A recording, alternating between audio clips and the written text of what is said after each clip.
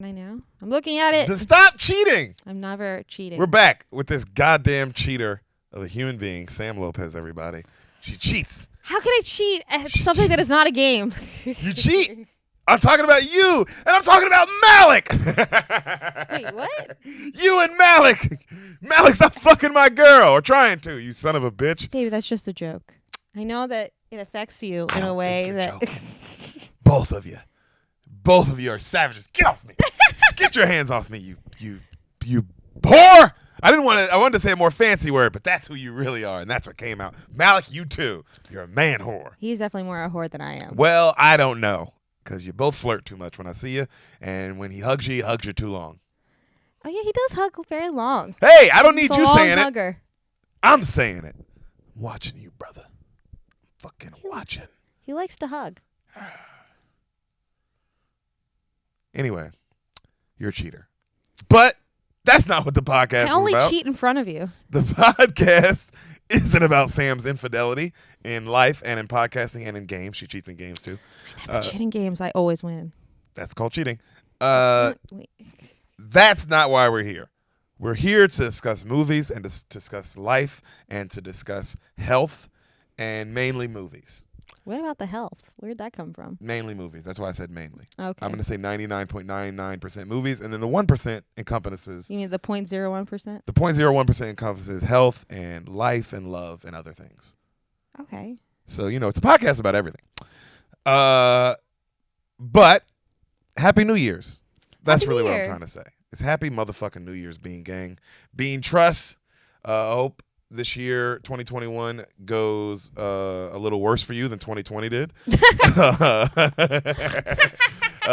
I'm a hater, and I don't want anyone to succeed but me. So I hope all you guys have a little less of a good time this year than you did for 2020. No, obviously, I'm kidding. This year fucking sucked, donkey dick. So I hope you have a really good 2021. Sam, do you have any New Year's resolutions for 2021?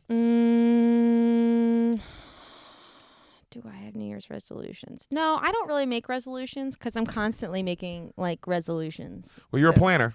I'm a planner. So I make plans to do things in general, and I try not to limit myself to the new year. Otherwise, I would never do anything. Good point. But just for the podcast, if you had to do one, what would you do? I'm probably going to try to get my 10,000 steps every day again because we were doing that for 365 days. That's a good one. That's not going to happen. That's a good one, though. I like that. Basically, you're saying work out a little bit more, yes?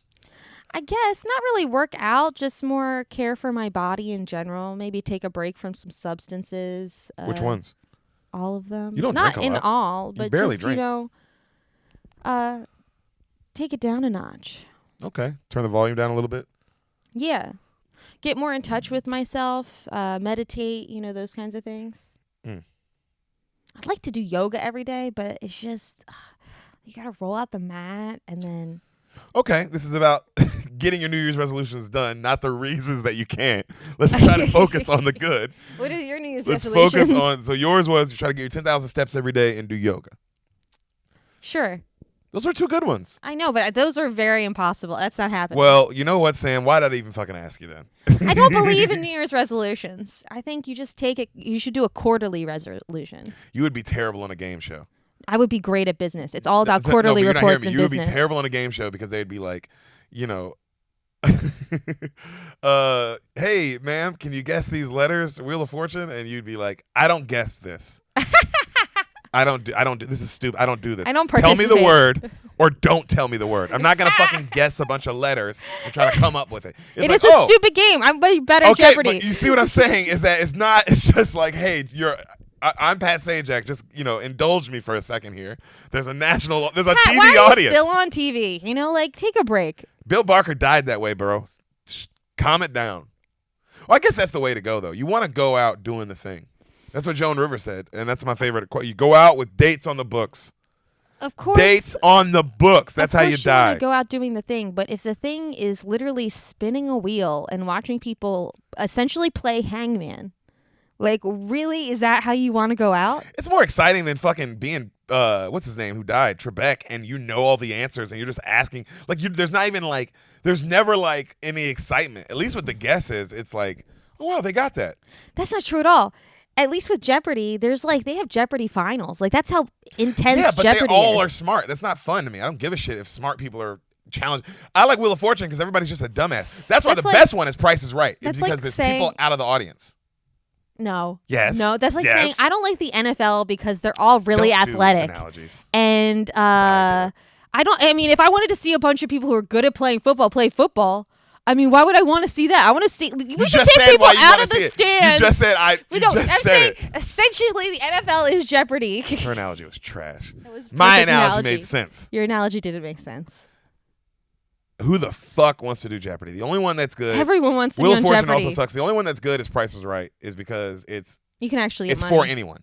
And it's for anyone. It's just like, yo, how much do you think this fucking lawnmower costs? And it's like, damn.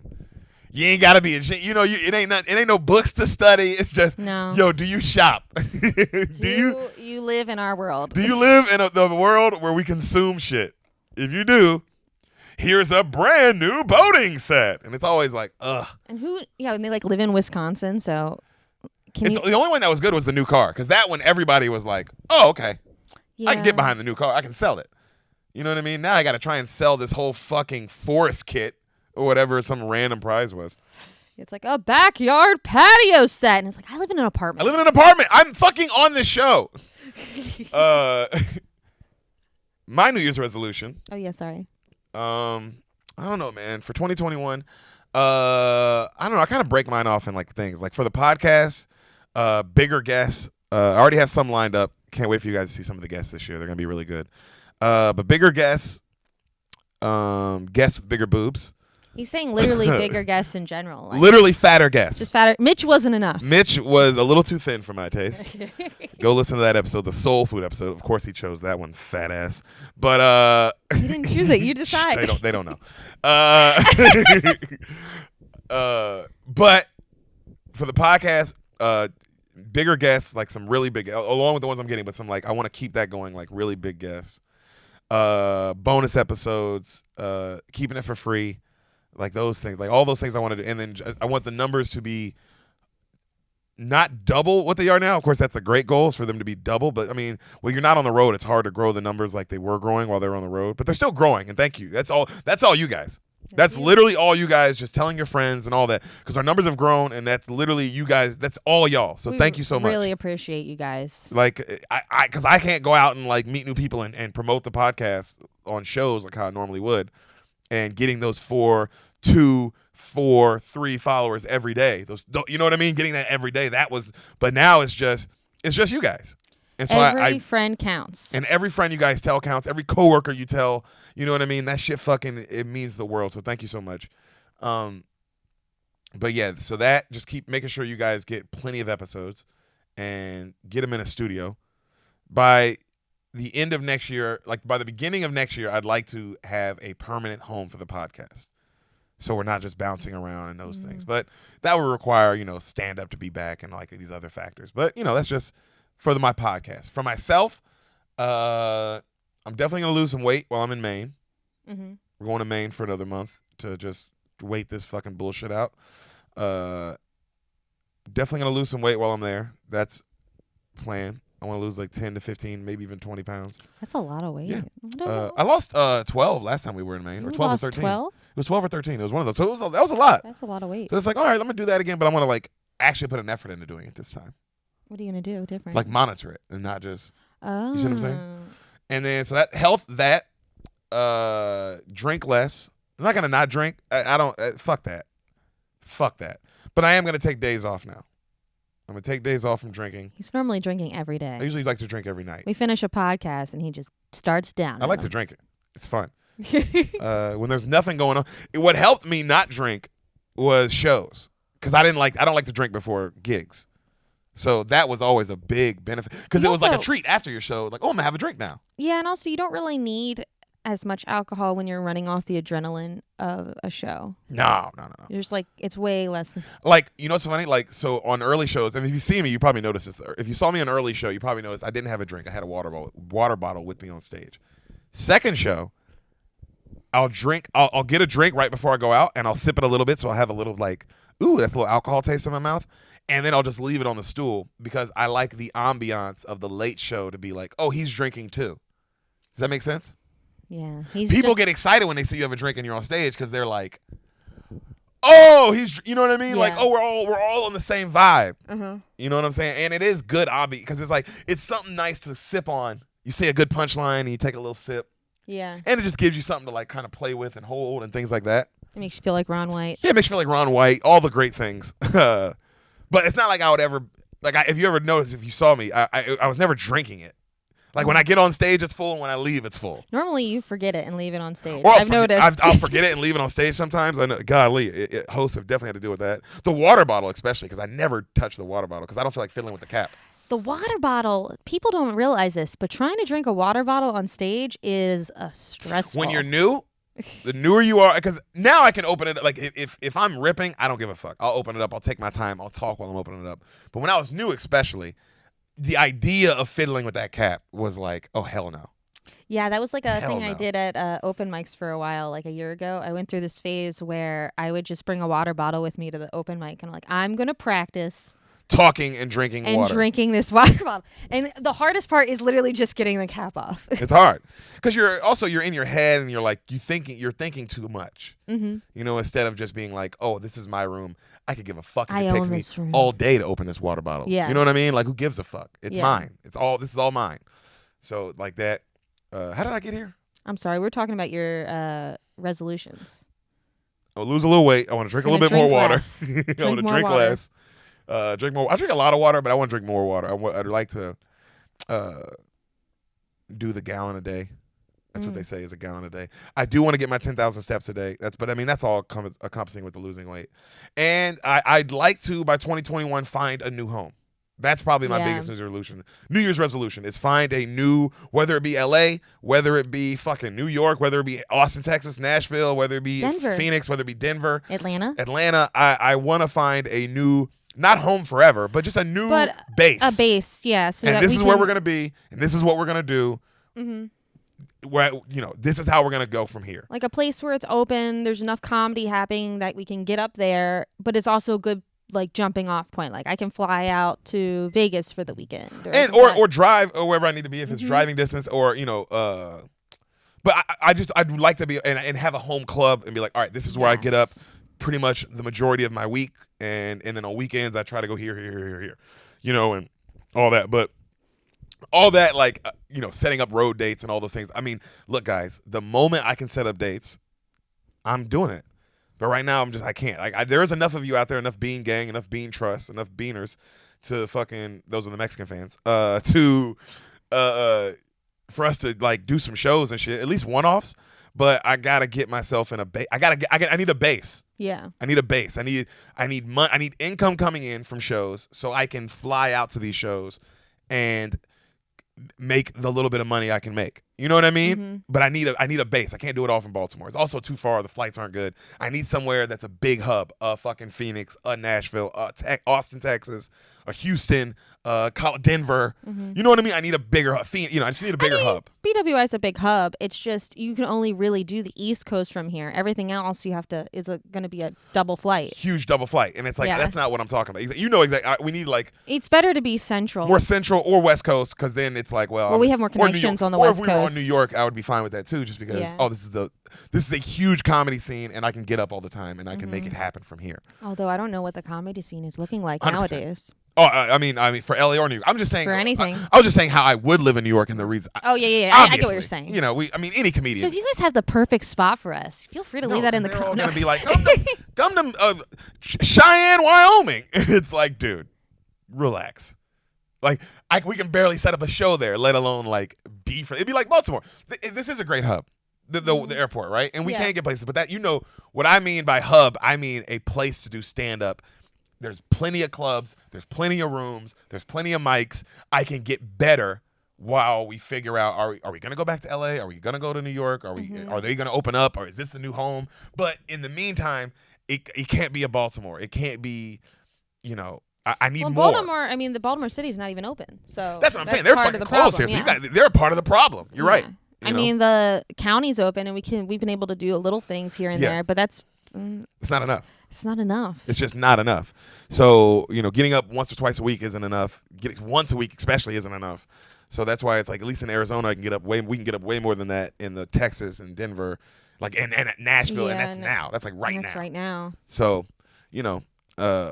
that's the plan, man. That's my New Year's resolution, is to find a new home. And that one I'm not putting too much pressure on myself, because it's like it's a little bit out of my control. It's in my control. It's in my control and out of my control.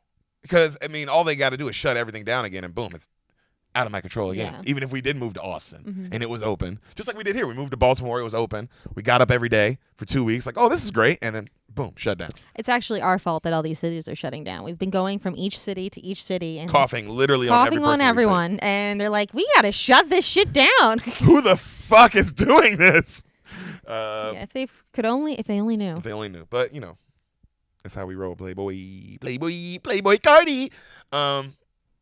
Bean Mafia, I hope you guys have a great new year, honestly. And I hope you make some New Year's resolutions. Send yours to us if they involve us. If you want anything out the podcast this year, send it. Any guests, any movies. fucking movies, anything like that. I always write them down on the list of movies. The list is so long, but I always add your guys' movies when you send them. So send me anything you want for the new year, baby, for 2021, and we'll fucking make it happen this year. Do a lot more fan requests this year. Sam, before we get going. Okay. The NFL. What about it? Are you talking about someone specific in the NFL? I wasn't, but now I think I want to. Really? I think I want to get real specific. Do you think you want to talk about someone on the Titans? I think I do, because that's the team. That's the team I fuck with. My nuts itched. Do you think you want to talk about someone who we personally love and care because he's our president of Salute of the Bean Mafia? Bean Mafia Salute President Darren Bates. And what we need you to do, Bean Gang and my Bean soldiers, follow our president. Go to Instagram, DAREN BATES, Darren Bates, at WesonSon _56. You follow him, you show him some love, and you tell him the goddamn Bean sent you his way. All right, that's our sponsor. This guy pays for the whole podcast. He keeps it up and running. He makes everything happen. He makes it all happen. He has to keep his body in shape and run this podcast. It's a lot of fucking work. A lot of work. That's and take care of his kids. Take care of his kids. And that's the third thing on the list. It goes podcast, stay in shape for the NFL, see his kids, and take care of them when he can. Kiss his wife. Kiss his wife. That's fourth. The dude's busy. He's a busy guy. He's a busy fucking man. And he also has to worry about his podcast, which is also on top of the list. You know what I mean? His kids and his family are really down there. They're in the bottom, like in the top 10 maybe. So go support the Raw Room. The Raw Room. On Spotify, YouTube, iTunes, anywhere you get your podcast, anywhere you listen to this. Look, take 2 seconds. Stop listening right now. 2 seconds, please. Go to the Raw Room on YouTube. However you're listening, YouTube, iTunes, Spotify, however you listen to this right now. Pause. Go to Raw Room with Darren Bates, and you fucking follow it. You follow it. You subscribe to it. You download an episode or two. Just show them some love, all right? That's your job right now. I'm going to give you a second. Go. And then tell them the Beans sent you.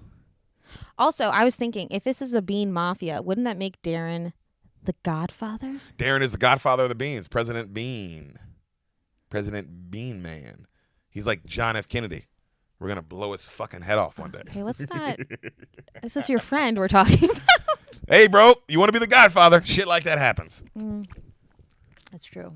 Sam, you want to do the movie today? New Year's Eve movie. New Year's Eve? Is it on purpose? Is it specific? Is it on purpose? Is it a specific movie for New Year's Eve? No, I don't know if they make those. I'm sure they do, but there's definitely a rom-com called New Year's Eve. Yeah, there is. Fuck that. Have you seen it? No, I didn't see that. It sounds bad. It seems like a fake Love Actually, like one of these vignette movies. Yeah, I don't like those. I hate those. The only good vignette movie is Pulp Fiction. So if your rom-com's not a dude getting raped halfway into it, don't want to see it, bro. It's not. It's very few rom-coms live up to rape in the middle standards. So, Sam. Yeah. Can you tell me what you think happens in the greatest action movie of all time? Minus superhero movies. Minus superhero movies. So take out all superhero movies. So that's Dark Knight and all that shit. Infinity War, all that. Okay. Not counting those. Just straight up action flick. Non-superhero. This is the greatest one of all time by far. Better than Hobbs and Shaw. Better than Hobbs and Shaw. Not even close. Cool. Way better. Sam, can you tell me what you think happens and what is, highly considered, it's one of the biggest box office movies of all time. When it came out, it was number one. Or it was Yeah, it was number 1 biggest box office movie of all time when it came out. 93% on Rotten Tomatoes. Pretty good. Not as good as the Terminator. The greatest sequel to a movie of all time. Okay. Period. All time is the best sequel. What the fuck happens in Terminator 2? You went just to the second one? Judgment Day. You just straight up went to the second one like that. You didn't make me wait? Nope. Go. Whoa, okay. What happens? Well, now I don't know because I was pretty sure the Terminator was a story about an alien life form coming and falling in love with a woman when he was supposed to kill her. Like Nope. I said. That is And that District 9 or Lion incorrect. King. I was incorrect. That was not Lion King. Haven't seen it. Don't know. You've seen Lion King. I have. Don't lie to them. So I'm going to guess in this one, since I know what happens in the first one now, and I know that there's a kid in one of these because I've seen parts of them. Like the ads and stuff. It's like that kid who looks like This Macaulay is the one you've Culkin. seen the ads for. Is he Kieran Culkin or like is he a Culkin? No. He looks like a Culkin. This was his first movie though. Okay. This kid started hot. It's the kid from Yep. from American History X. no, what was the movie we watched with Leo where they have the abortions? No, it's not him. He's the little boy that's friends with Tobey Maguire's character. No. That's not him? That's not the same kid? Nope. Okay. So it's a kid who looks like a Culkin. And Doesn't look like a Culkin. he totally looks Definitely like a Culkin. doesn't. I'll pull up a picture of him and when we get started so you know He's got so you can be like, "Oh, he doesn't." He has a dopey white face like a Culkin. So he Nope. It's not him. Okay, so This Sarah is your Connor. movie. Yeah, what Sarah happens? Yeah. Connor has her son, whatever his name was. I can't remember now. And they're surviving in this post-apocalyptic world because the Terminators are still coming to get him. But now he has to come back and get the son because the son will save the people, right? And then they fight, and then maybe somehow still feel like Arnold comes together with them. Like I feel like he's gonna fall in love with Sarah Connor. I still feel like that's gonna happen. I know that didn't happen in the last one, and I said that was gonna happen in the last one, but I think something's gonna happen where they team up together. Because in my mind, I never thought Arnold Schwarzenegger was a bad person in these movies. He was bad. I've never thought that. Every time I've seen the ads, I'm like, oh, clearly he's the good guy. And then there's this other guy who's also a Terminator, and he's the bad guy. So I think he falls in love with her this time, and he sees the light of humanity. Maybe he doesn't fall in love with her. Maybe he just realizes humans are worth saving, and that the machines can't live without the humans. And so he tries to save the human race, but then they send another Terminator, and then they have to fight, and then he gives up his life for them. The end. So that the machines don't come and kill everybody. Yeah. That's nice. Seems like a nice story. It does. I feel like you're going to tell me I'm wrong. You're definitely wrong. Okay. Because you, for some reason, want this to be a love story really bad. It was a love story last time. I just was wrong about who was in love. Was it a love story? Yo, it was a love story. A love story that transcended time. The last one? Yeah. I mean, the dude did say, I came across time for you, Sarah. He said literally that. said that. It was a love story that transcended time. He'd been looking at her picture for years, not knowing that he was actually the father of her son. That's so dope. That's that really is dope. so dope. That's fucking super But the cool. son knew. Like, what a Parent Trap sort of situation there. Yeah. That should have been what the Parent Trap was about. That should have Fucking been what the time Parent travel, bro. Come on, You Lohan. made 2 Parent Traps, and not one of them was about time travel? They did make 2. One of those parents should have got trapped in a fucking different dimension and then go save him then. No string for my... It's probably your hair. Her hair gets everywhere. The tea bag string. Credits roll. Oh, what's happening? Okay. We see a busy LA, modern time. Traffic, freeways, kids playing. Smash cut. Like, LA, 2029 AD. 9 years from now. So crazy. 9 years from... Was that the first time we saw when we watched the first one? Yeah, same year. Yeah, 2029. Well, I mean, yeah, because you got to remember, this is... So Okay, you I remember just how... wanted to remind myself. Yeah, it couldn't be farther because remember they... farther because that's when it all like they go back in time. That's what the whole thing's about. So yeah. Okay, so it's 2029. Everything's demolished. There's skulls all over the ground. Just silence, right? We hear our narrator. This time, it's our girl, Sarah. Okay. Go, Sarah. 3 billion human lives ended August 29th, 1997. The survivors now faced a new nightmare. The war against the machines. We see the Terminator machines fighting, killing people and shit. We see humans trying to fight them off. The budget is now, remember the first movie, the budget was $6 million? Mm-hmm. So the budget on this movie is $100 million. And you notice it immediately. Wow. And is it 1997 when they make this movie? 1991. 91, okay. So he took 7 years. 7 years. So the first one came out in 84. Yeah. So he took 7 years to make this one. Oh, good So he for took you. his time. He always does. He always does. But the 100, like you see you see where the budget went. It's like, oh, they gave him like carte blanche on this one because it's crazy how much better it looks just in that little 7-year window. Wow. Like, damn, this dude is good. Also, time. I'm sure the technology is better. Oh, yeah, way better. So the computer, which controlled the machine Skynet, their mission: destroy the leader of the human resistance, John Connor, my son. We see a scarred up John Connor in the future, right? His face is all scarred up, and he's leading these people in this war. Mm-hmm. Okay. Their first attack was to strike before John was born, trying to kill my unborn son by killing me. Their second, to strike at John himself when he was still a child. But the resistance sent one warrior, a protector of John. Question is, who will reach him first? Dun-dun, dun-dun-dun. Terminator 2 Judgment Day. You see fire coming up all over the words. Credits are rolling. And then in the background of everything, you see those evil Terminator eyes just on fire. All right. We see an abandoned truck spot, just like the first movie. Mm-hmm. Lightning starts striking everywhere. You see a circle. A naked man crouched. What is significant about the abandoned truck spot? You probably want to show him up somewhere abandoned where it's not a bunch of people. All right. Just guess. Oh, yeah, that makes sense. We see a naked man crouching down. He stands up. It's our boy. Arnold? It's our boy Arndarn. Arndarn Schwarzenegger. Of course, butt naked.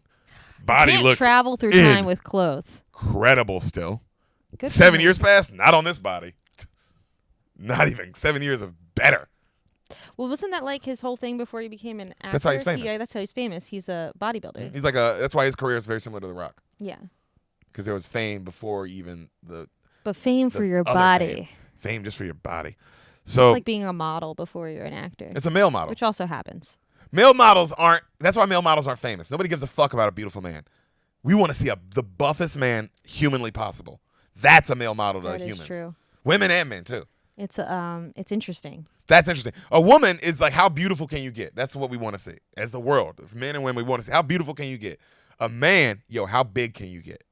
I don't think that's completely true. So some models who aren't like extremely beautiful, they're just like interesting looking, and that no. But I'm saying it's about their looks. Yeah. My whole point is it's about for women. It's 100% looks, and that's what makes them like. That's why some women become on to actually be famous just models, just off how they look.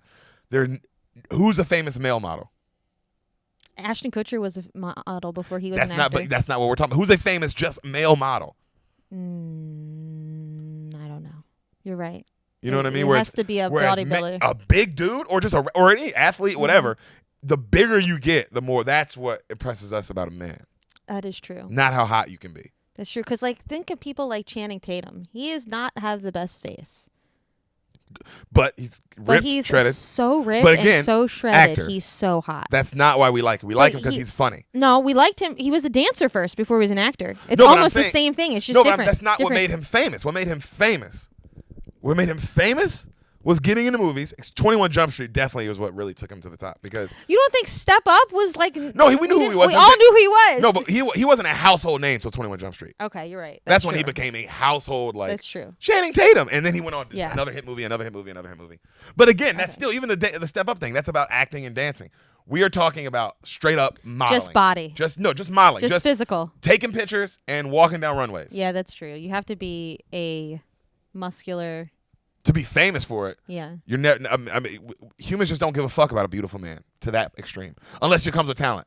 Also, it's that great. Hold on, it's that great Chris Rock joke, and you can argue after because I think there's something to this. That great Chris Rock joke, where only people who are loved unconditionally are women and children. Men are loved on the condition of what can you provide. Oh, that's true. That's the most real shit ever, and that goes with look. Like women can be loved just for their looks. A man just for your looks will like you. You'll be a male model and you'll get paid and all these things. But we're not gonna love you as a society. That's fair. What can you provide? Well, that all being said, can you think of another instance where there's because The Rock is not a bodybuilder, he is a wrestler, so he's doing something else, like dancing was for Channing Tatum. He's doing something more like every male famous person. Exactly.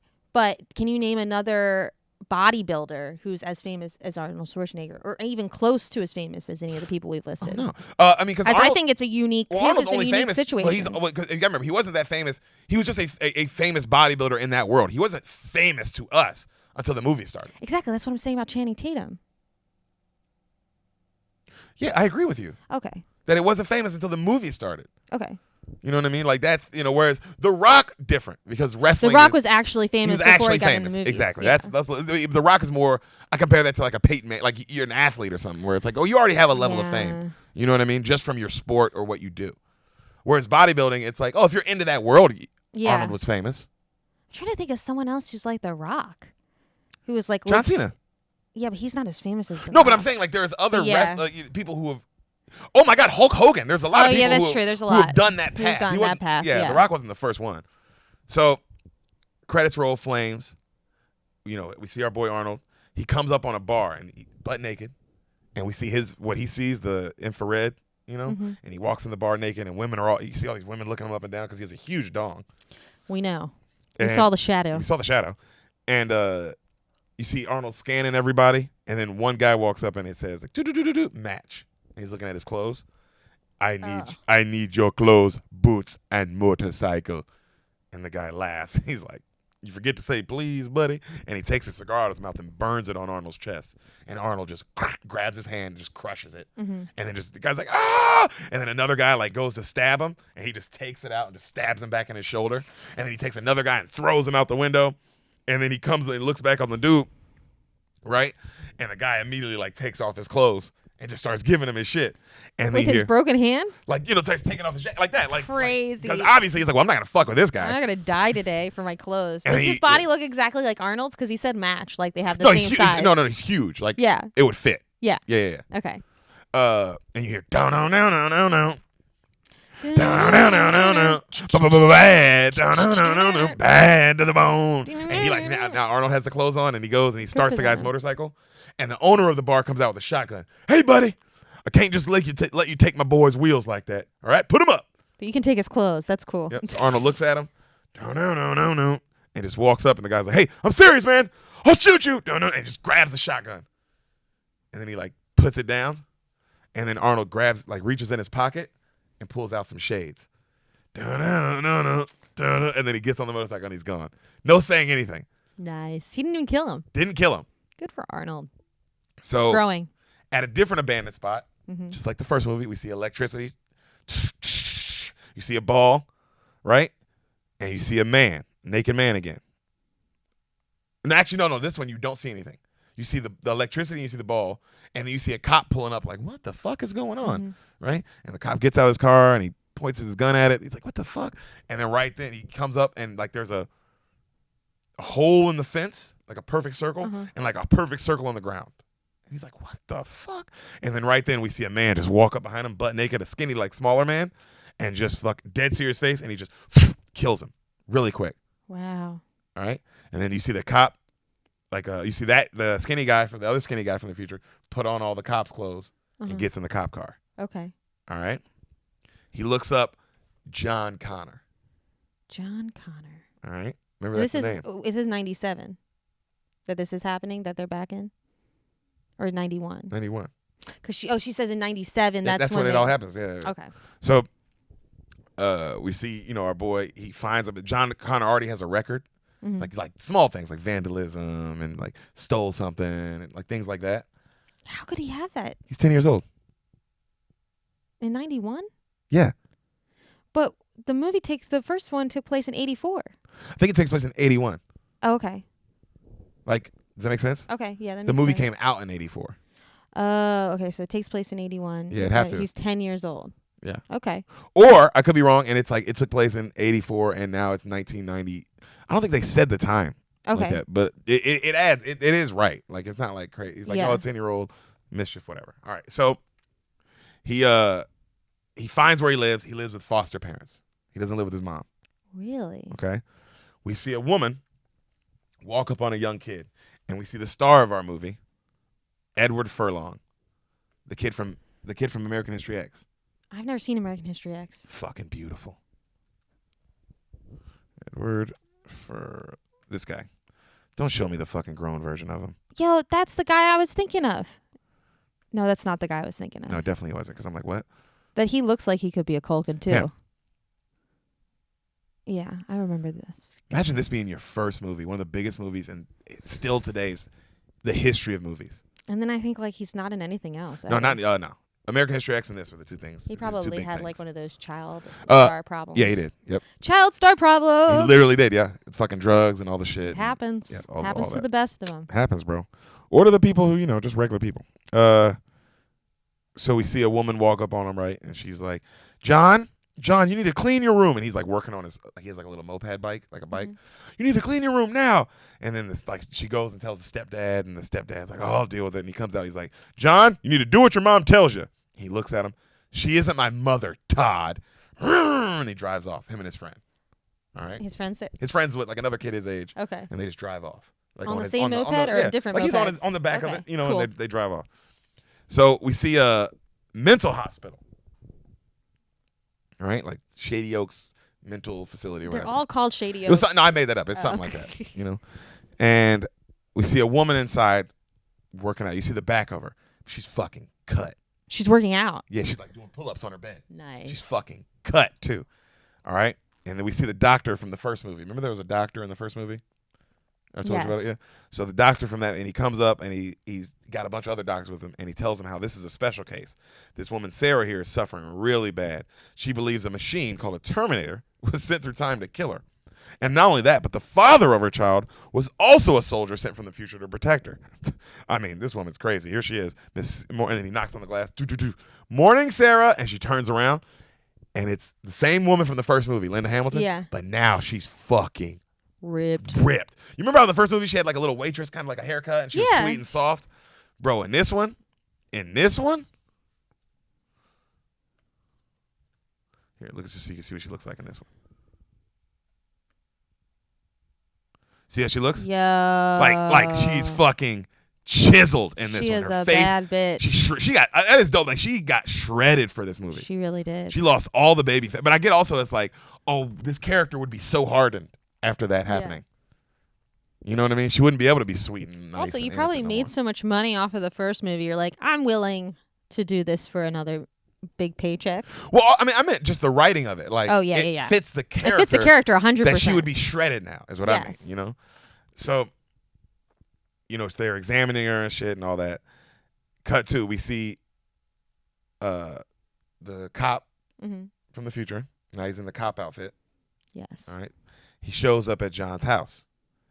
And he goes, hi, are you the legal guardian of John Connor? And the foster parents are like, yes.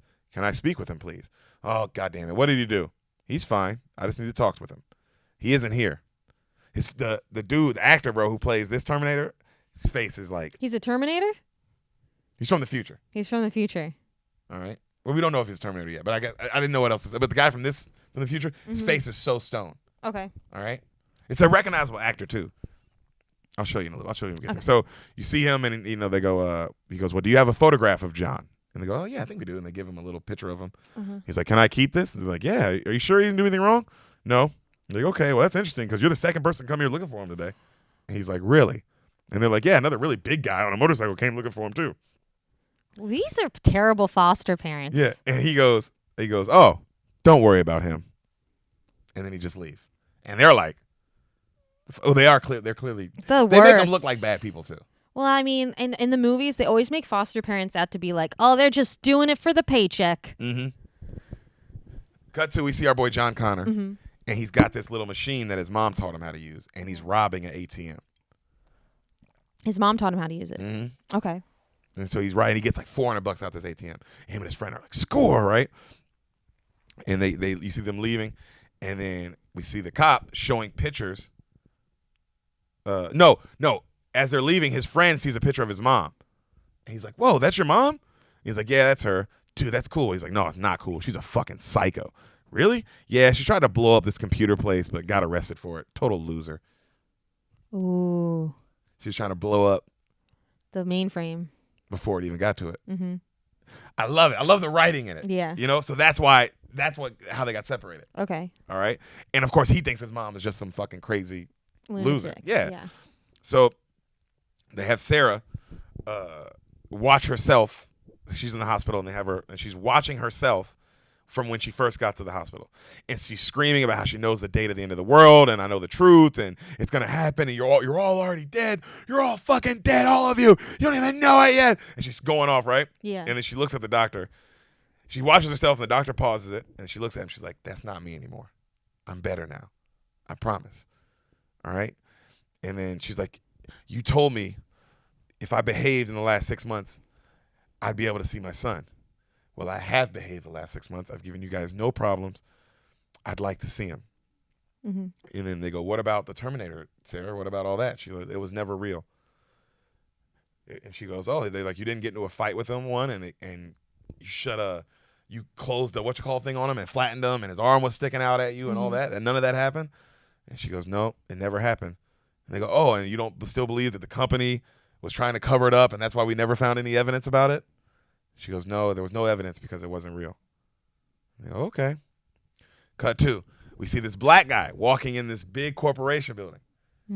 All right? Cyadine or whatever. I'll say the name later. It comes up. But you don't know it. You see a guy named Mr. Dyson. And he goes into this super secure spot in the building, past all the security.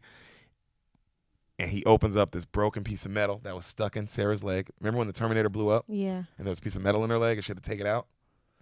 That and the arm. Huh. They're in the basement of this deep security, and that guy's working on them. Yeah. Okay. Cut back to the doctor. And he says how he doesn't believe you. "Sarah, I just think you're lying. I think you're just like before. You're just doing this to escape again like you had before. So we're going to give you another 6 months. And if you can behave another 6 months, then we'll let you see your son." She jumps across this table and tries to fucking kill this guy. Yeah. "I'll fucking kill you. You don't know about what I'm trying to do. Fuck you." And then they fucking strap her down and they inject her with something. She passes out. Yeah. Okay. Our boy Arnold, you see him riding down, like looking for our guy, looking for our kid, right? You see the kid, he's driving down like this sewer. You know those sewer drains? Like you have a freeway, right? And then you'll look off the freeway and it'll be something that looks like this, Sam. Like two little hills, like something somebody would skateboard in. 2 little hills right there, and then a flat at the bottom. And it goes along with the freeway, and there's sewage drains all over around it. If I showed you one. You're talking about like how in LA there's where the river is? Yes. Yeah, oh yeah. Like that. Okay. Okay. Like where they race in Greece and yes. stuff? Okay, yeah, I know exactly what you're talking Exactly about. what I'm talking about, yeah. So you see him riding on one of that, and he goes to this Galleria spot, and we see our boy playing arcade games. All right? We see the cop in the mall looking for him. And he's asking people if you know this kid, if you've seen him, if you know him, right? And he goes up and he asks, remember the kid has a friend with him? Our boy John? He asks the friend. And the friend's like, no, that smart friend. Friend's like, I don't know that guy.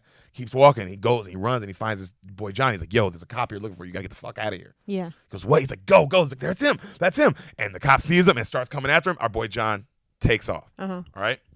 He goes running. He's running. It's slow-mo. And he's looking back and he runs straight into Arnold. And he's like, and Arnold's looking at him. He's like, no. Right? How does he know? Because remember his mom has told him what he looked like, probably. Oh, he looks like a big old bodybuilder from Germany. I don't know, but his mom explained to him what it would look like clearly. Yeah. And he does have a huge shotgun in his hand. Yeah, you probably that stop you a little bit. You know? So he goes and he's running, he's like, no. And then he turns and you see the other cop bend the corner. And he's got his gun out. And he now John stops and he looks at both of them. And then Arnold's walking up him, shotgun's pointed right at John, and he goes, get down. And he drops, boom! Arnold shoots the cop. The cop, like, it's like liquid metal, his body. It's not real metal. It's like liquid metal. So it's like, yeah. It can do that. Yeah. All right? And then him and Arnold fight. John takes off. John obviously takes off running. So now the two robots are fighting.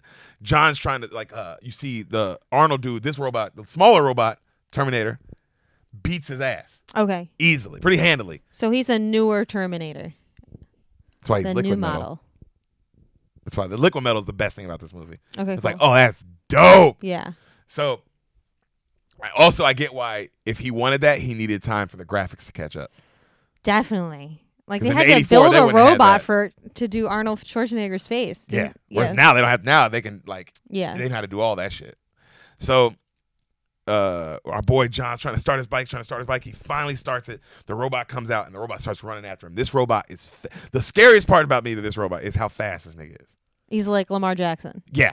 It's a great way to put it. He's like Lamar Jackson. And as he runs, his face doesn't move, which is really apparently the actor, the guy who played this character, he went to the gun range, and practiced shooting all day without blinking so he could look more like a robot. And when he runs, he doesn't blink any of it. Cool. I'd say this is one of the best villains in any movie of all time. I put him up there with, he's better than Voldemort. Really? Under the Joker, Dark Knight Joker. Really? Not as good as him. But in that world. Oh, maybe better than Killmonger, below Thanos. Okay.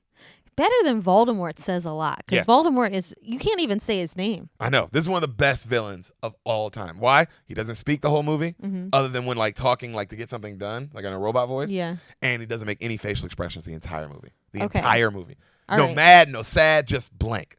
Yeah. That's, to me, better acting than like, it's like, oh, to be angry the whole time, that's one thing. But to be just fire. While you're shooting and doing all this shit and like fighting, just nothing. Such a great acting. Cool. So this guy. We see Arnold, like, he's driving off. Our boy, the other robot, jumps into a semi-truck and throws the guy out, and now he's chasing after John Connor in this semi-truck.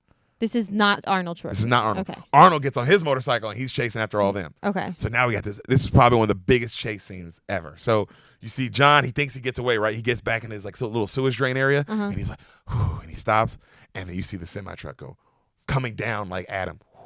Whoa. Like he jumps that bitch down there. Boom. So John's like, ah, and now the thing's like coming up on him, hitting him. You see Arnold fucking up top shooting at him, and then he has to jump his motorcycle down. Boom! And he grabs John one hand as the bike goes under the semi-truck, and he pulls off. Wow. All right? So now they're going together, and they're shooting at the semi-truck, and it finally crashes. Like he shoots it, and it crashes and explodes. And they stop, and they look at the wreckage, and you see the Terminator pointing the shotgun at it. Arnold. Nothing comes out. Puts it away. Drives off. As he drives off, they show the fire from the truck exploding, and you just see a liquid metal man walk out. Just liquid metal. No, like no a face, no Silver nothing. Surfer Just a type. Silver Surfer person. Yeah. And then it turns into the cop outfit and then his face. Whoa, so wait, why did he have to steal the cop's outfit in the first place? For clothes. But if he can just turn his liquid silver. We'll find out. Okay. I'm sorry. So, not to put holes in the plot line. It's okay. James thought about this clearly. Okay. He had 7 years. So you see our boy John and Arnold driving off, and John's like, stop, time out. Okay, time out. Stop the bike. Stop. They stop. He goes, holy shit. He goes, don't take this wrong way, man, but are you a Terminator? Yes, the Model 101.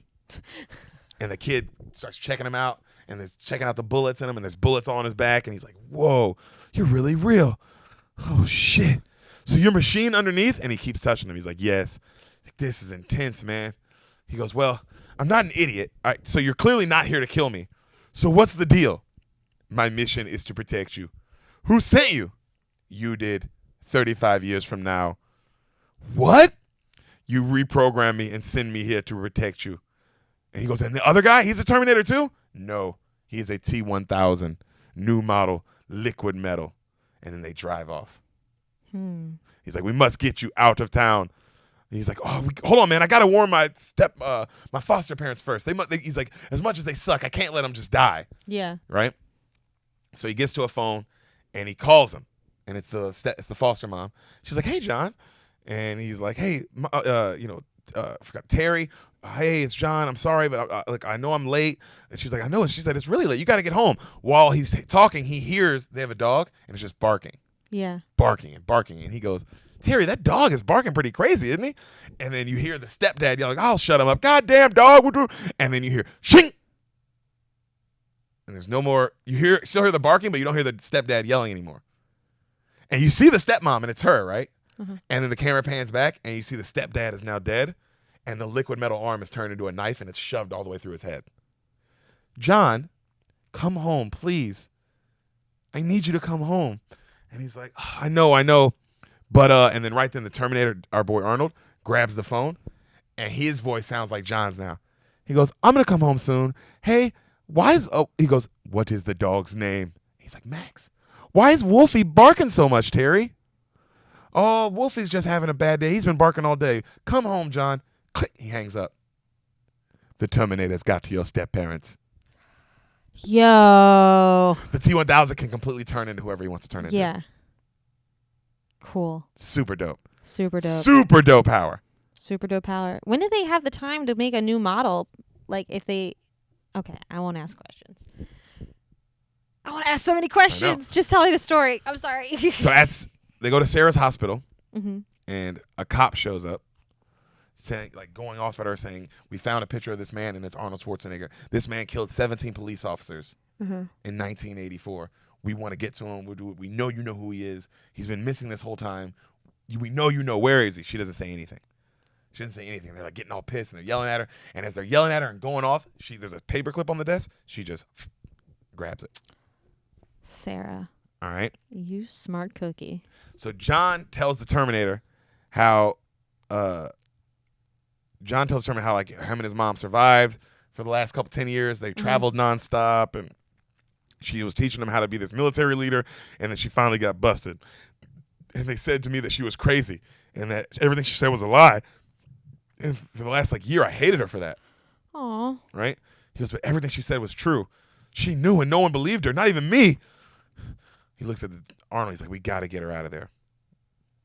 And then Arnold goes, the T-1000 will already be on his way to her. He will find her, terminate her, and then copy her. And then he will wait for you. He knows you'll come to her. Let's go. And he's like, no. And he's screaming, come on. He's hitting him. Come on, don't do that, please. We got to go save her. And then these other guys notice this little kid hitting this grown man screaming. Yeah. And they come over like, hey. And he's like, come on. We got to get out of here. And then he grabs him. He's like, you are not helping the mission. Let me go. You let me go. And then Arnold lets him go and he falls. Ow, fuck. Why'd you do that? You told me to let you go. So you have to do anything I say? Huh. And then right then the guys come up like, hey, bozo, why don't you leave the kid alone? And they're like, hey, and the kid's like, hey, step off, just eat my dick, we're fine. And then he goes, you little asshole, and he goes to push him, and then Arnold fucking grabs him by his hair. He's like, oh, who's the little douchebag now, huh? And then Arnold pulls out his gun and goes to shoot the guy in the head, and he's like, no, and he stops him. And he's like, run, get out of here. And he's like, why would you do that? You were just gonna kill those guys? I'm a Terminator. And he goes, not anymore. You got that? From now on, you just can't kill people. Why? Because you can't. Why? You just can't. Look, I'm going to get my mom, and I order you to help me. Arnold says nothing, cocks his gun, and follows him. This is crazy. So we see the T-1000 pull up to the mental hospital. Mm-hmm. Sarah is being strapped down under her bed, fully strapped. All right? While the dude straps her down, he looks around, and then he licks her face. Ew. I know, right? Didn't have to put that in there, but you did, James. You fucking did. Yeah, maybe he has parents that are in a mental institution. And he's like, this is what happens, I bet this is what happens to my mom every day. Fucking right. So we see the dude strap her down. He leaves. She immediately looks up, spits the paperclip out her mouth into her hand, and then fucking starts working on her little locks and gets herself out. And then she starts working on the door. All right? Uh-huh. We see the security who's walking by, keeping an eye on everything. You see him walk by, and he steps on the floor, and he keeps walking. And then the camera pans to the floor, and the floor starts raising up as a liquid metal man. That is creepy. Yeah, he can turn into everything. So it starts raising up, right? And now it looks just like the guy. Yeah. All right? And the guy turns around. And he sees himself. He sees himself, and he's like, and he uses his finger like this. He points his finger at the guy's head and just stabs him right through the head. And he drags him. He puts him in a closet, right? How are we going to kill this thing? So the guy who licked Sarah, you see him checking a broom closet, and he notices one of the broom handles is missing. He's like, what the fuck? And he turns around. Sarah's right there with the handle. Whack! Breaks this motherfucker's teeth, blood everywhere go flying. Yeah. He fucking knocks out. She steals his keys. She takes off down the hallway. Uh-huh. All right? Sarah sneaks up on the doctor and this other guard, fucks them both up. She breaks the doctor's arm, and he's like, oh, you broke my arm. She grabs him. There are 215 bones in the human body. That's one. Fire line. And then she gets like one of the guards' nightsticks, and she takes out a thing of like Roto-Rooter, like in a syringe, and like gets and then puts it to the doctor's neck, like it's to hold him hostage. Whoa, like she gonna kill him. If she has to. Yeah. So, before they're about to go into the mental hospital, Arnold and John, they pull up, and he makes Arnold promise he will not kill anyone else. You got to promise him you're not gonna kill anyone. He's like, okay. And then he gets off his bike and he walks up to the security guard and he's like, we need to go in. And the security guard's like, visiting times from 4 to 8, buddy. Yeah. And then he literally just pulls out his gun, bam, kneecaps him, both kneecaps. And then John's like, what are you doing? Why would you shoot him? He'll live. And then they drive in. So our girl Sarah, she's got the needle to the dude's neck and she's yelling at the security, open the door, the doctor dies. And the doctor's like, open the goddamn door. So you see one of the security guards opening the door. But it's him. It's not that security guard. Okay. It's just like these are other security guards. Just regular. But you'll recognize this one. Oh, Mr. Mark Christopher Lawrence. He's one of the extras. Oh in this my movie. God! Great. Sam, he's so young in this. This is such a big movie. Oh my God. He's been extras in Seinfeld and like he everything. Has. He's been an extra in every big thing ever. That's crazy. That's Mark Christopher Lawrence's track record. Comedian we know. Look him up. This dude's been. He was Lawrence. He's in the Pursuit. You ever seen the Pursuit of Happiness? He's one of the main characters in that. That's the one with where Will Smith. Will Smith and his son. Yeah, I've seen that. He's one of the main characters. Is he the guy he borrowed money from him? Yeah. And the whole movie he's trying to get that $5 from him. Yep. That's him. That's Mark Christopher. That's crazy. Dude's had some fucking good acting shit, bro. Great at picking scripts. I'll tell him that. So you see Mark, and she makes him open the door, and then they go to leave, and then as she's backing out, she's got the thing to his neck. Another security guard comes to the back and tries to fight her. She knocks him the fuck out and then takes off, right? And then they set the alarm off. Yeah. Okay. So she's running down the hallway, and then she gets to another door. She unlocks it, and then she locks it, and she breaks the key off in it. Nice. And she keeps running. And then you see the elevator open up that she's running to. Yeah. And then it turns into slow motion and she's looking at it. And then Arnold steps out. And she's like, and then she like slips and falls trying to stop. And she's like, no. And she turns and she starts running the other way. She doesn't see her son also come out behind the elevator. So now she runs the other way, right? As she's running,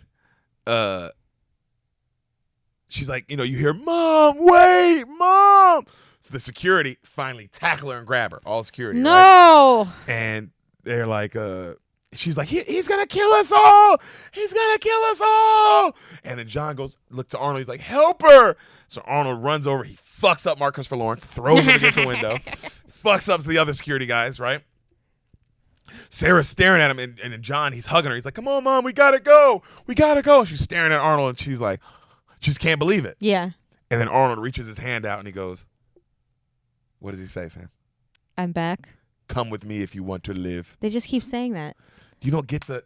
I can't believe you didn't get mentally... This is what I'm dealing with, Bean Mafia. This girl. I'll be back?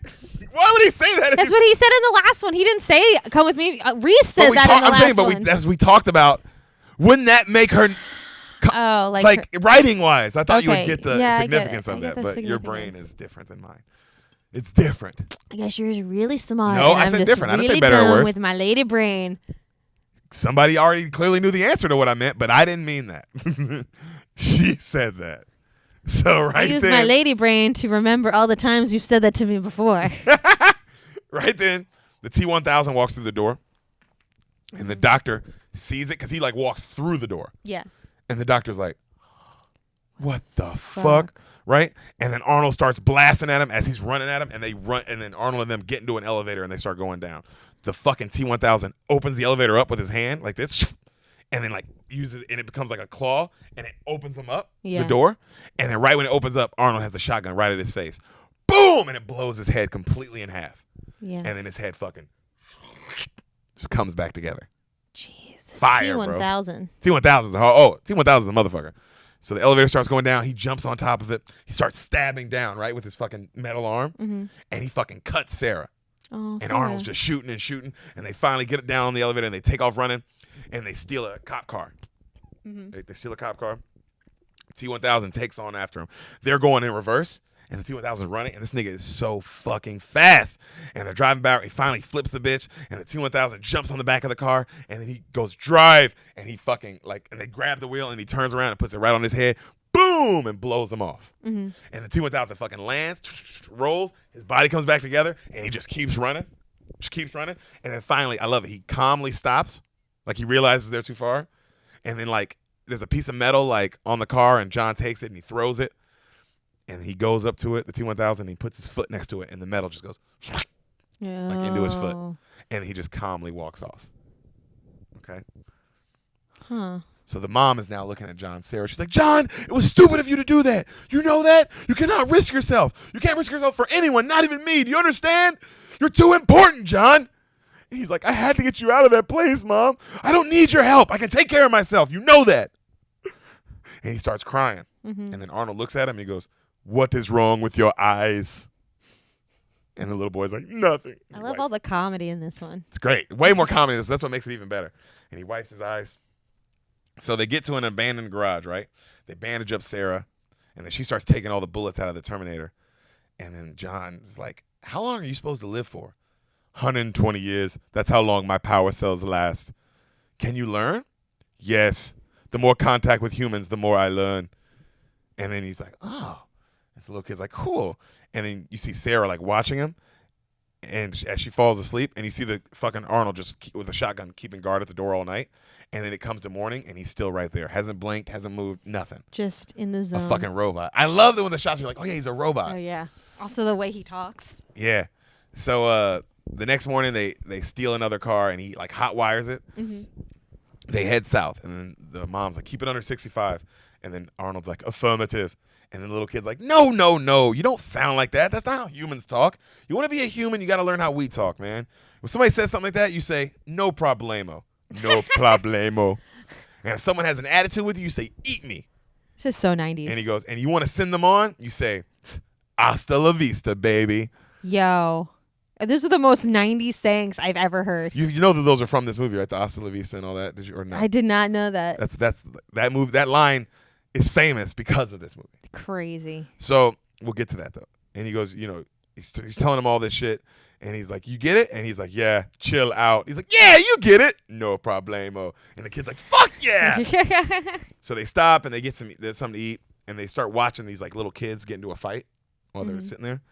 And then John's like, man, we're not gonna make it, huh? People. And then Arnold looks at him and he goes, it is in your nature to destroy yourself. Whoa. Machines, they've been paying attention. That's true. So they start talking about the guy who had Skynet. Remember the black guy we saw? Yeah. They start talking about him. This scientist, and they go, he's 3 years away from creating the new microchip. The system goes online August 4th, 1997. It becomes self-aware August 29th, 2:14 Eastern Time. Humans try to pull the plug. It's too late. It sets the bombs off to defend itself. Whoa. So it's basically what Iron Man is trying to create, that thing around the planet. And it becomes Ultron. Yeah. Yes. Whoa. So Sarah says, oh my gosh. She's like, well, I want to know about this Dyson guy. Where does he live? Tell me everything. So Arnold tells him everything. Mm-hmm. All right.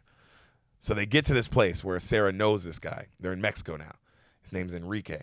They start speaking Spanish, and Enrique has a family, and they all know John. This is one of the places she was hiding out. Okay. When she was on the run. So that's how they all know who John is. Okay. All right. And the guy's like, man, you guys are fucking famous now, bro. You guys are fucking famous. How old on the TV, dog? They got Mencia to do it? Yeah. He talks like a regular person, but I can't help myself. So Sarah, she's like, hey, I need your truck, I need guns, and I need this now. And the guy's like, maybe. And she's like, I need him fucking now. So they open up a trap door, and then you see a whole room full of weapons. Right? And then John's like, damn. And then Arnold's like, this is nice. And he goes, one thing about my mom, she always plans ahead. And then Arnold grabs a fucking Gatling gun. What's a Gatling gun? You know the guns like this. Oh, yeah. So she goes, John's like, damn. While Arnold's grabbing guns, he's like, I wish I could have met my real dad. Arnold's like, you will. He goes, yeah, I guess, but I'm the one who sends him back in time, right? When I'm not even born?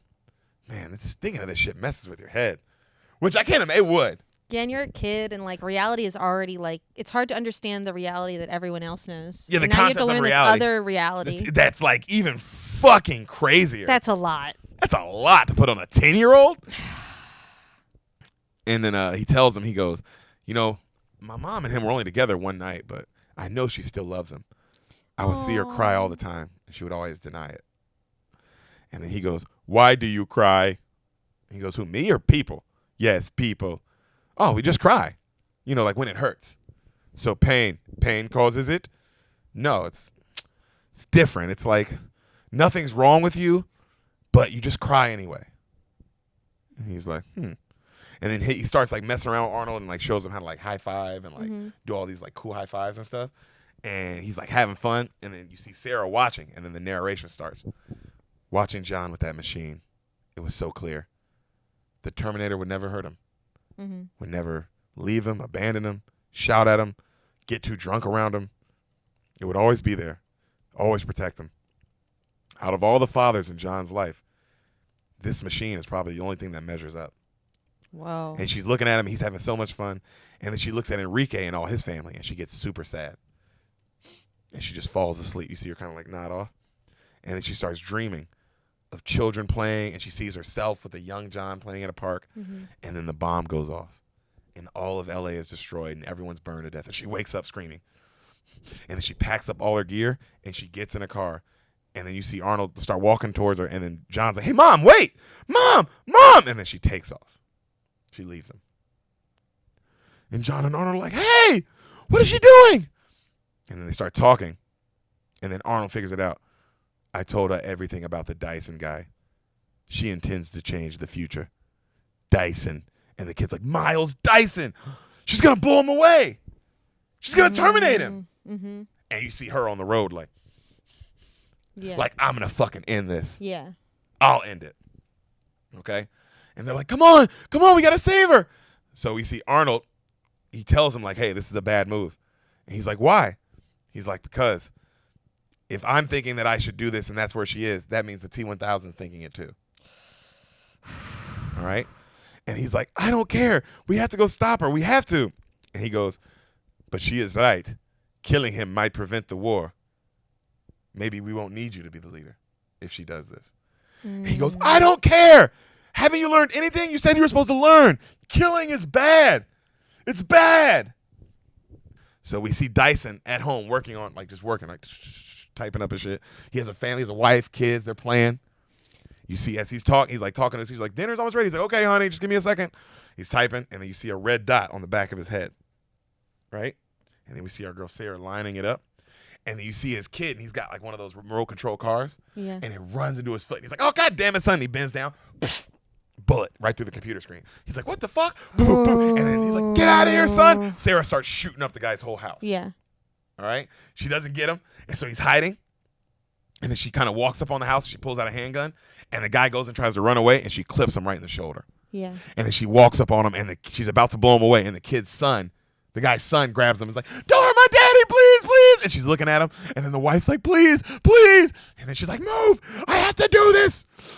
You know, she's like, you do it. It's your fault. You know that? It's all your fucking fault. And I'm not going to let you do it. And she has the gun. She's about to pull the trigger, and she's looking at him. Ah! And she can't. Yeah, there's a kid there. And she backs up.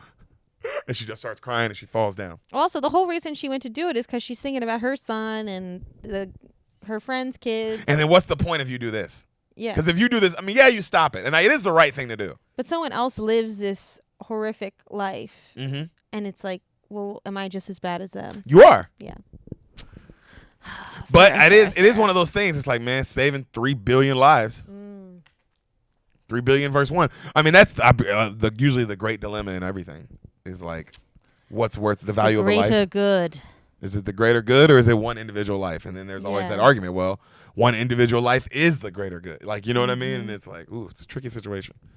So right then, Arnold and John show up, right? And John runs up at his mom. He's like, look at me, Mom. And she's just crying, you know. And then he's like, here, hold me. And she hugs him. He's like, it's going to be okay. We'll figure it out. I promise. I promise. And then she looks at him. She goes, did you come here to stop me, John? He's like, yeah, of course. She's like, I love you. I love you so much. I always have. And he's like, I know, Mom. And then Dyson, of course, is looking at him like, who the fuck are you people? Yeah. You know? And then John goes, show him. And Arnold stands up. He takes his jacket off, and he takes a knife, slices into his arm, goes all the way around, and then just rips all the skin off his arm to show the fucking Terminator hand. Yeah. The hand that he's been working on. So he knows, he recognizes it. You know? And he's like, oh, my God. Cut to the narrator. We see our girl Sarah talking. We see our boy sitting down, Dyson. He's sitting down at a table with his family as Arnold's just talking. And the narrator says, Dyson listened to everything while the Terminator laid it all out. Skynet, Judgment Day, everything. It's not every day that you find out you're responsible for the death of 3 billion people. But he took it well. Everything we worked on. And then you see the guy, he's going, everything we worked on. How was I supposed to know? How were any of us supposed to know? We didn't know it was going to do this. And then I love Sarah goes, fucking men like you. It's always little pieces of shit men like you. Men like you created the hydrogen bomb. It's men like you. You think you're so creative, but all you know how to create is death and destruction. Mm-hmm. That's it. And then the kid's like, Mom, let's be a little bit more constructive, okay? Like, that's not helping anything. And then he goes, well, I'll quit Cyberdyne tomorrow. I'll make sure, it never happens. I'll quit. And then she's like, that's not good enough. We have to destroy everything. Everything. Files, disk drives, everything. And then the guy goes, and the chip. He goes, the chip. He goes, the chip. It must have been from the first Terminator. It's the reason we were able to build all this. And then they realize, like, oh, shit. And she's like, it gave us new ideas and everything. We must destroy it. And he's like, okay. No, Terminator goes, we must destroy it. And he's like, when? And then Sarah's like, now. Yeah. Like, fucking now. So right then there, you see them driving. They're all driving to the Cyberdyne place. Mm-hmm. All right? And the narrator, you hear, the future was always so clear to me. Always. But now it felt like a black highway. We're in uncharted territory now. We're literally making up history as we go along. Because now that the guy knows, they can change everything. Or can they? Or can they? All right? I've noticed time travel doesn't always work out. It doesn't always go how you think it's going to go. Yeah. Ever. No one ever has full control of it. No, that's why it's time. Also, what's crazy about this is the only reason that they're able to create this thing is by them going back in the first place. So if John had never sent, if none of this had happened, had gone back in time. So it kind of shows that you can't do anything about it. Yeah, it's all just sort of a loop that you're stuck loop. In. Yeah. It's not real. You're living it. So, we see them. They show up to Cyberdyne, like this huge, nice building, and they're armed, just fucking crazy armed. They walk in, and the guy, our boy Dyson, looks at security. He's like, "Hey, Carl, how's it going? These are my friends from out of town. I'm just gonna go up and show them the lab. Is that cool?" And the guy's like, "No, you know that's not cool. What are you talking about?" And then right then, Arnold pulls out his gun and puts it in. He's like, "I insist you let us up." And he's like, "Oh shit!" And he's about to hit the silent alarm. They stop him, right? And they tie him up, and then they head upstairs. Another cop comes in looking for his buddy, the other security guy. Like, "Hey, man, I told you you can't leave your desk. Carl, where are you? Carl!" And he opens the bathroom, and he notices Carl's tied up in the bathroom. Yeah. He's like, "Oh shit!" And he goes and he hits the silent alarm. No. So Dyson, they're upstairs now. They're trying to get in the lab, and his card won't work. Yeah, because they hit the silent. They hit the alarm, and he's like, "Fuck, we can't get in. Oh, fuck, man, I don't know how we're gonna do this. We got to abort this mission now." And Sarah's like, "We can't. We have to do this." He's like, "Okay." And then John's like, "I can get into the lab," and he pulls out his machine. Got it. Remember when he stole money from the bank? Mm-hmm. That. And so he uses this thing, and he's like, "I can try another code." And so you see Dyson and the stepmom, the stepmom, the mom, they go running right with Arnold, right? And they're trying another code to get in this other building, this other room to get something else that they need, and they can't. And then Arnold goes, "Let's try mine," and he just fucking shoots it open with like a rocket launcher gun. Boom! Seems like the good code. Yeah, it blows open. So we see right then the T-1000 show up at Dyson's house, and his house is all fucked up, and the T-1000 is looking around, and then it hears on the police, because it's got the police scanner, that we just got an alarm that Sarah Connor, her son, and that big man that's been on the hunt since 1981 or 84, we just found him. They're at Cyberdyne. He takes off. So many cops show up outside Cyberdyne. Like a fucking military amount of cops. All right? SWAT, everything.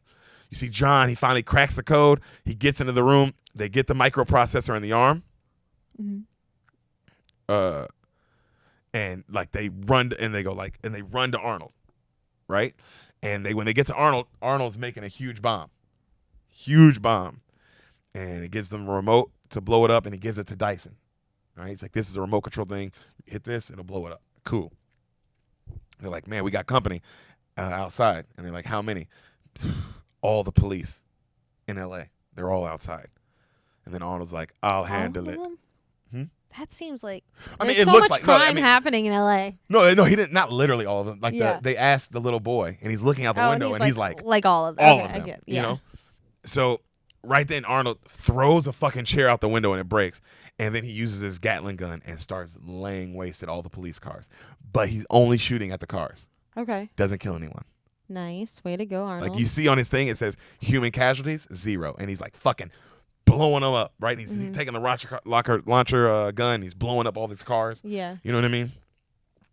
John and Dyson, they have the microchip arm, and they put it in a bag, right? And they're like, we got him. They all get back together. They're like, all right, time to go. Let's get out of here. Miles, he has the detonator. They're all about to leave. Is that Dyson? Yeah, Miles Dyson. And then all the cops bust in, and they start shooting like crazy, and they fuck Miles up. Oh, no. He drops. All right? Sarah and them make a run for it. Arnold has to save Sarah, and they all run outside. And then they look at Dyson as they're about to leave, and Dyson's like, I got it. Okay. Right? Even though he's dying. And he's got the detonator in his hand, and he's holding it, and he's like, and all the cops walk up on him, and then he goes, I suggest you guys get out of here. And they all see what's in his hand. They see the bombs all tied up, and they're like, go, go, go, go, fall back, no! And they all run outside, and then you see Miles breathing slower and slower, and he's like,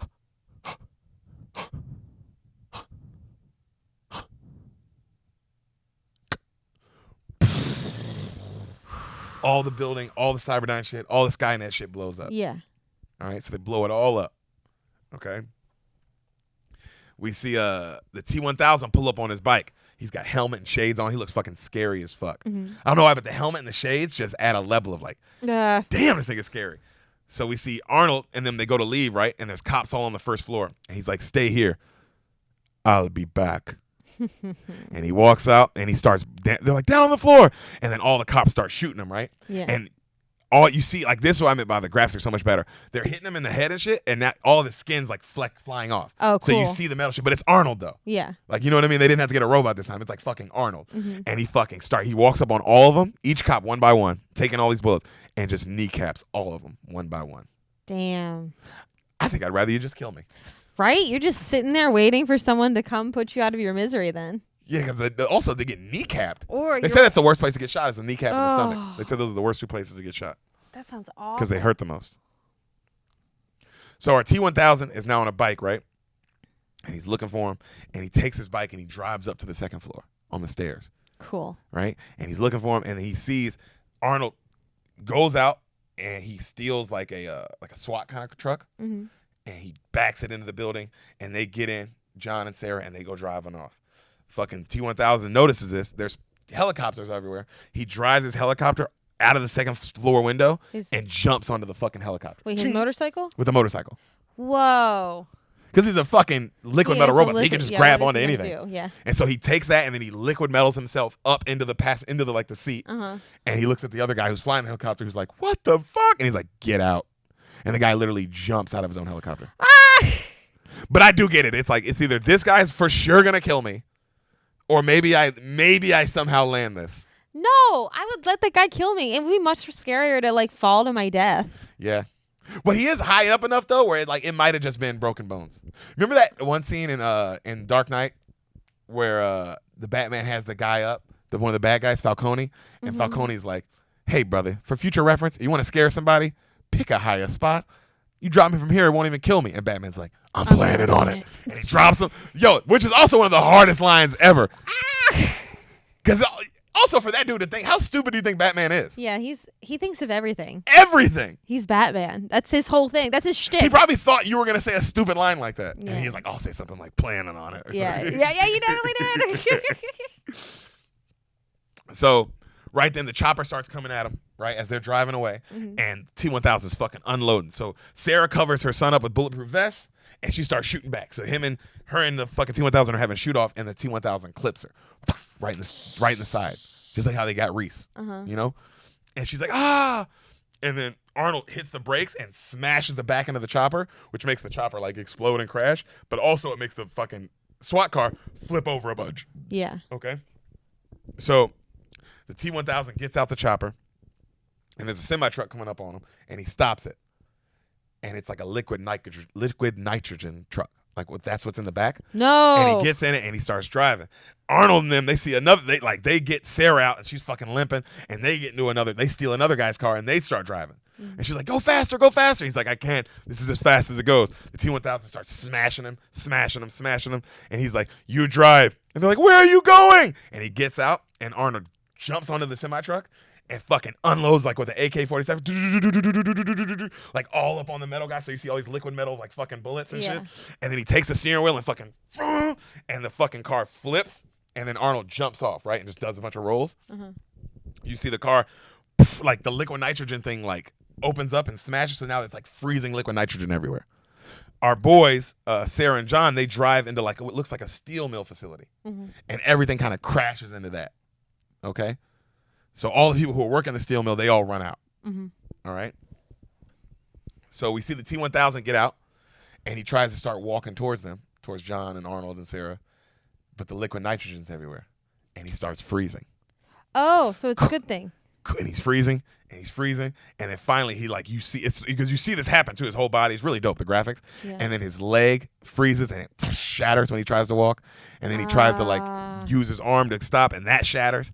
And then he tries to walk again. He shatters again. And then he just kind of like freezes like that. And then Arnold pulls out his handgun. Hasta la vista, baby. And he shoots him into a million pieces. Whoa. Yeah. They're like, wow. So they're looking at him. They kind of sit and they look at each other. And then they kind of look around, and there's lava everywhere because it's a steel mill. So there's like that hot shit that makes steel everywhere. Yeah. And then they look at the ground, and the ground's kind of hot. And then you see all the liquid nitrogen pieces melting. No. And then they all start forming, and they're like, no, get up. Come on, Mom. We got to get up. We got to go. So Sarah can barely walk, right? She's shot. And they're like, come on, Mom, move. And the T-1000 finally comes all the way back up, full form. Like, come on, go. And then fucking Arnold goes, go, run. They're like, no, come on, you have to go too. Run, go. And so Arnold pulls his gun, and they try to fight. He starts shooting him, and him and the T-1000 start fighting. T-1000 fucks him up and takes his arm and like smashes it into a gear thing and like turns the gear. So now Arnold's stuck. He can't move. Yeah. And then he keeps going. So him and the mom, like the T-1000 gets close, and you see like it's walking up on him. He's like, Mom, come on. And then she like goes, here, son, grab this. And she puts him on like a chain, and she lowers him down like on a chain, right? And he lowers into a thing. He's like, all right, Mom, come on, you come. Mom, you come. And then she just kind of like clicks a button, and he kind of goes like on a conveyor belt, and he keeps going. Mom, no! Mom! And she turns around, and she loads her shotgun up, and then she starts fucking unloading on this motherfucker. Boom, boom, boom, right? And then finally, he walks right up on her, and he fucking stabs her in the arm. Oh, no. Ah! And I love it. This is one of the best lines in the movie. He looks at her all calm. Call to John. No. He turns it. Call to John. Ah, no. And he takes his other finger and like puts it right at her. And like it goes really long, and it's like right at her eye. Oh, right? No, not the eye. And then he goes, I know this hurts. Call to John. Fuck you. And then right then you see Arnold. He ripped his arm out of the gear and goes up, and he has a pipe, and he fucking boom, like splits this nigga in half. He hits him so hard. Yeah. But when he does, his body comes right back onto the pipe, and he just like pulls it out of his own body. Oh, weird. Because he's fucking liquid metal. He's liquid metal. So like that shit was hard too. Like how he like just settles back in, and then now the pipe's in him. He just pulls it out, and then he starts beating Arnold to death with this thing. Beating him to death with it, bro. Just fucking him up. And then Arnold falls, and he takes this metal crane and smashes into his head like 6 times. And you see all the fucking skins off his face. Now he's just half Arnold, half robot. And he's fucking like fucked up. He's no arm. He's like that. And he starts trying to crawl. Arnold tries to crawl to like his rocket launcher gun, and he reaches for it, and the T-1000 just takes the metal pipe, boom, right through his chest, and then the fucking red eye goes out. No. And that's Arnold. All right. So right then, see, stabs through, the light goes out. So Sarah, you see John hide, right? He's hiding in a little crevice, and you see Sarah reloading her shotgun. And then we see, cut back to Arnold, who's dead, and then you see his red eye go like that. And then you see his vision, and it says backup generator, like backup power generator activated. Nice. Because the T-1000 must have known to stab him like through whatever his heart was. Yeah. And they made a couple of them. Cool. Fucking. Also, though, if he's not on your side, not cool. Not cool if he's not on your side. But when he's on your side, pretty sweet. Way to go. So he pulls the metal pipe out of his chest and he grabs his gun. So right then, John hears his mom screaming, "John, I'm hurt. John, I need you. John, help!" And you see him run back to his mom. And he sees his mom all fucked up. She's like, John, come help me. And then right then, he's about to go towards her. And then his mom pops up behind his mom and goes, "Get down, out of the way, John." And John dives and she shoots their fucking self. And of course, it's a liquid metal version of her. You know? Yeah. And then she shoots it a bunch of times. And it looks like she's about to knock him down into the lava. And then she runs out of bullets. Click, click, click, click, click. And then all this shit, liquid metal shit, forms back. And he looks at her and he just goes. Just hits her with the Dikembe Mutombo, bro. The wag of the finger. Ah, that's so crazy. And then he goes, they turn to run. And as they turn to run in slow motion, it's like slow motion, they turn to run. And you see all these gears, like these big gear machines. Remember the thing he like took his arm off? Yeah. These big gear machines. And you see it coming up and you see Arnold all fucked up on top of that bitch coming around with the fucking rocket launcher pointed. Mm-hmm. And fucking boom! It goes into the T-1000 stomach and then blows this nigga up completely, like all different directions. Yeah. So his body's like in a cord, like that, like all fucked up, right? And then he falls back into the lava. And he lands in the lava and he starts screaming like how I can only explain, like how a robot, you think a robot would scream. Like is it squeaky? Like that, like almost an alarm. Okay. You know what I mean? Like really dope. Like, damn, that is probably what a robot screaming would sound like. Uh-huh. And then you see as it's going into the metal and like thrashing around, it's turning into every single person it killed and turned into. Weird. And then it turns into itself in just like a liquid nitrogen form, and then it just melts away into the lava. Wow. So John helps Arnold up, and they look in the lava, and he's like, "Is it dead?" And then Arnold goes, "Terminated." And then John holds up the arm and the microchip. And he goes, "Do you think these will melt in there?" "Yes." "Well, adios." And John throws that shit, and you see it melt it. Mm-hmm. Right? And then Sarah's like, "It's over. It's finally over."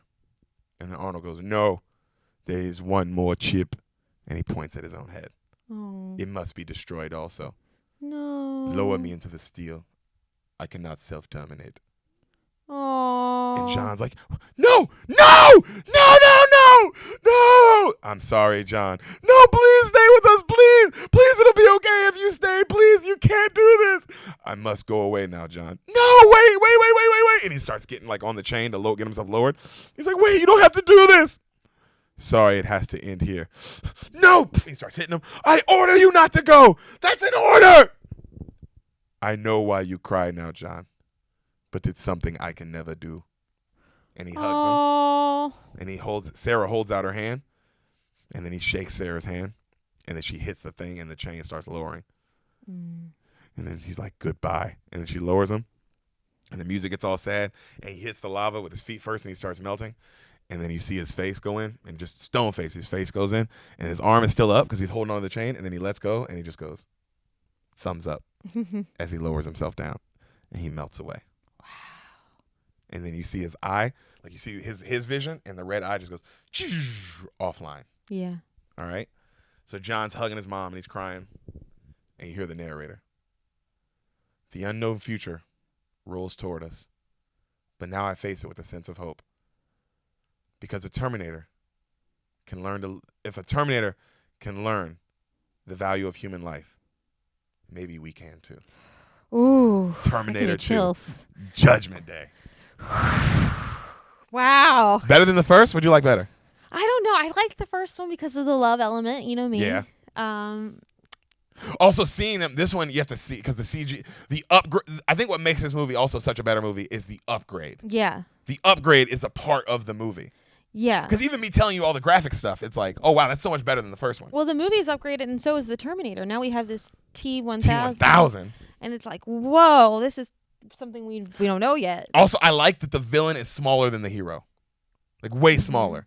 Does that make sense? Okay. I don't know what he looks like. No, I mean he's clearly not the size of Arnold Schwarzenegger, clearly. Yeah. But he looks like a man. He looks like just a regular man. Regular dude. Crazy. The size of a man. That's what I was like, oh, I love that concept of like, oh, this villain is super small, but he's way stronger than this huge hero.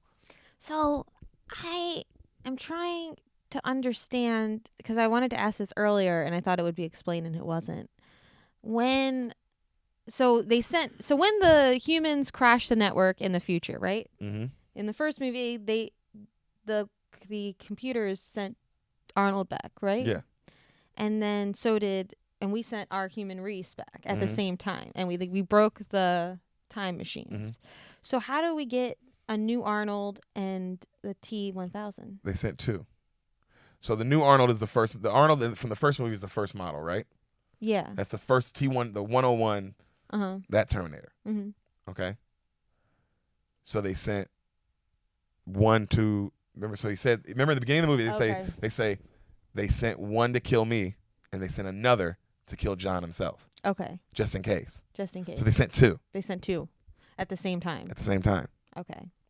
Okay. But how do we get the second Arnold? That was so we sent two as well. We sent. That's why he said John he was because all the Terminators look like that. Yeah. He reprogrammed me. And sent me back as well. All right. Oh, that's so funny that all the Terminators look like Arnold Schwarzenegger. Well, I mean, I guess they don't but I guess that one does. Okay. That one. The first model. The first model, yeah. Mm-hmm. Okay, that makes sense. Interesting. It would make sense that the robots would send too. Yeah, it does. They're not stupid. They're not stupid. But that's how. Interesting. That was crazy. I think I like the first one better. The first one, the first one's more storyline, less action. This one's way more. This was way more this action. Is way action. I mean, what makes this movie so awesome and one of the best action movies of all time is the action. That's why the first Terminator, it's like it's a sci-fi movie. It's a sci-fi drama more than it is even an action movie. Mm-hmm. I mean, there's action in it. Don't get me wrong, but this is like 2 hours and 10 minutes of fucking action. Action. Nonstop. Action-packed. The definition of the word action-packed is this movie. Mm-hmm. But I'm glad you liked it. I loved it. It was amazing. Really good. Yeah. I mean, it's T2. T2. Hope you guys enjoyed it, man. Be safe out there. Be aware of Skynet. Don't terminate. Don't terminate. Keep your head on a swivel. This is a new year, baby.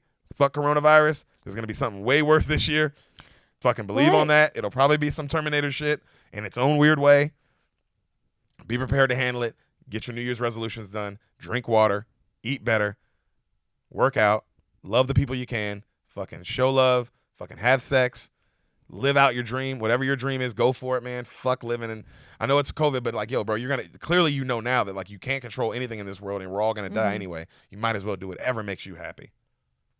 Wow, this is great advice. Happy New Year's, Beans. Happy New Year's. See you in a couple days.